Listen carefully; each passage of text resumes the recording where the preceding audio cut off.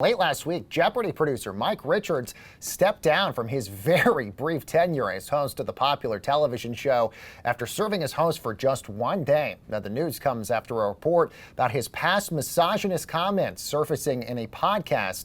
Now, calls are coming out for him to step away from the show altogether, especially as executive producer of the show. So joining us now to discuss is 12-time Jeopardy champion Austin Rodgers. Austin, always good to see you. Thanks so much for joining us again.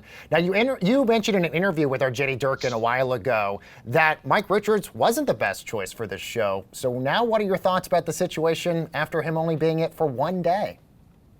Hey, Baker, great to see you again, too, by the way. I think this is a unique opportunity. The clock, in essence, got reset to zero, and we have the opportunity to see a new spate of exciting guest hosts.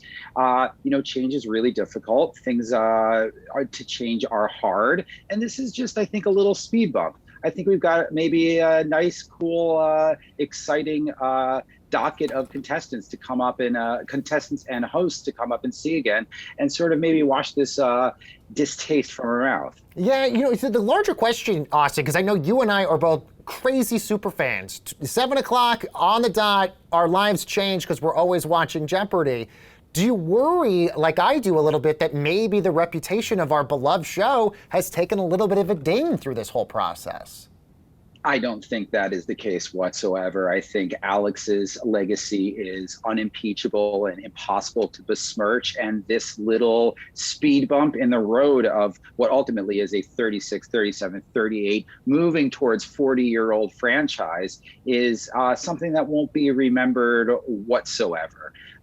Just like, everyone was like, Drew Carey will never be the same as Bob Barker. And sure enough, it's the Drew Carey Price is Right now. So this is just a mere little feather. Well, I mean, I'm sure it'll be a trivia question, I'm sure, somewhere down the road. But yeah, just definitely not on Jeopardy itself. Right, exactly. Sure. Well, then it gets to the larger question here, Austin. How could Sony have gotten this so wrong? Even the most basic of vetting to find these podcast episodes that would have shown what Mike Rodgers had said all these years ago.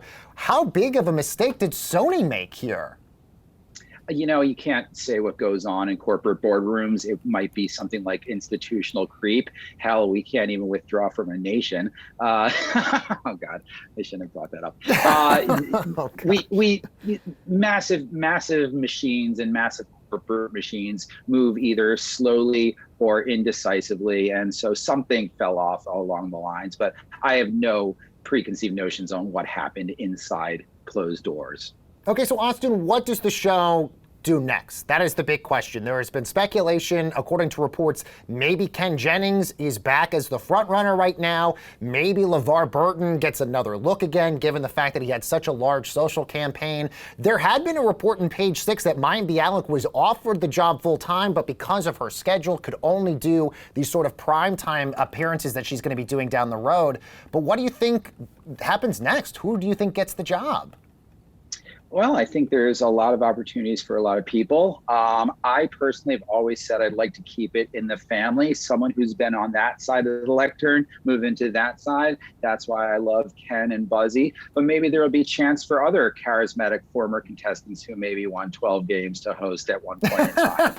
Is this your audition tape right now to say, hello, Sony, I'm over here? No.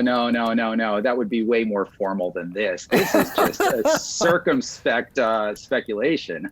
Okay, but I mean, look, Aaron Rodgers even came out saying he would have figured out a way to get the job if he was able to with his football schedule. LeVar Burton actively campaigned for the job. It just seems so interesting that we were basically given this huge sleuth of celebrities to basically have the position, and then Mike Richards just came out of nowhere and apparently had the position. Yeah, but like I said, it's a time to reset the clock to zero and sort of embrace those cool events and moments that we had with the prior contestants, and maybe see a prior hosts, and maybe see a couple different new hosts.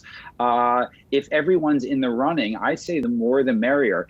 And there's sort of the adage, the all news is good news. Like, Jeopardy's never been more at the forefront of the people's tongues beforehand, especially after James's great run, and about how Matt has been doing well lately, and about all the social media campaigns for all these different potential hosts.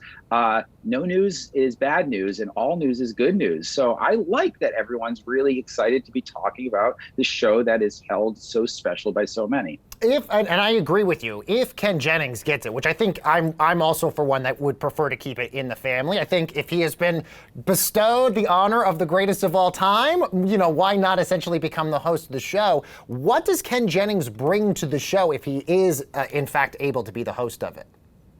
Well, everyone automatically the 100% stamp of gravitas right there. When Ken says to a contestant, "Oh, I'm sorry, you're incorrect," that's not because it's written down. That's because Ken already knows it was incorrect. And I think that's sort of unimpeachable, which is awesome. Yeah, and by the way, Mike Richards apparently in these podcast tapes said he's not even good at trivia. He never really, never thought he would able to get on Jeopardy whatsoever.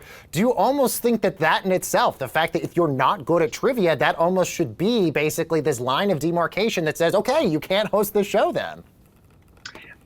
Yes and no. When I go to a pub quiz out here in New York that's been written by someone else and hosted by someone else, and I go, that's not actually right, and the person goes, "Hey man, I just read the questions," I'm always a little disparaged. When someone comes up to me and says, "Hey man, that's not right," I go, "Actually, it is right, and here's exactly why, because I researched this, yada, yada, yada." So that little extra boost of having Ken be able to say, or Buzzy for that matter, be able to say, "Hey, that's not wrong, this is why." Right, and Buzzy, by the way, came on this very show and also told us he wants the position as host as well, which Buzzy would be really great at it as well. You, by the way, you would be, if you come back on all these new sort of primetime specials with Mayim Bialik, I mean, she would be hosting those. That would be so amazing. What do you think she adds to the Jeopardy family here?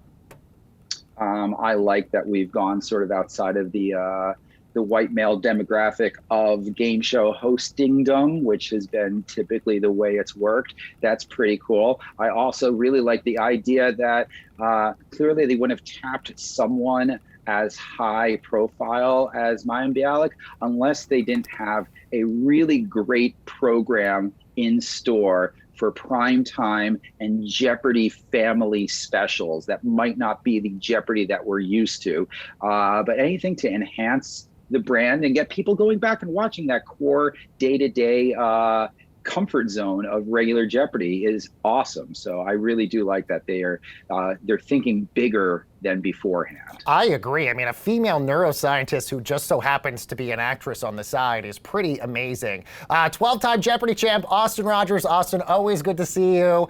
Come back very soon, Austin. We love you.